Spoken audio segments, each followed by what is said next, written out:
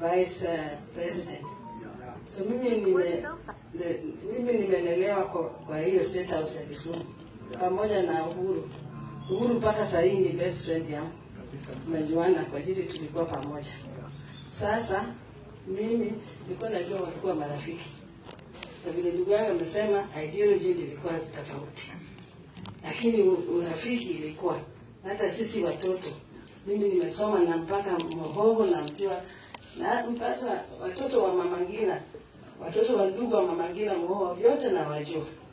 Kwa hii generation hii kitu inafanyika ni hizi za siasa.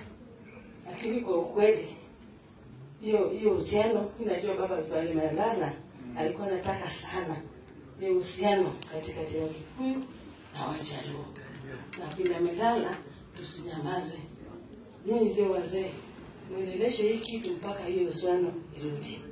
Na mimi nimependa sana vile mmekuja, mmeleta ng'ombe.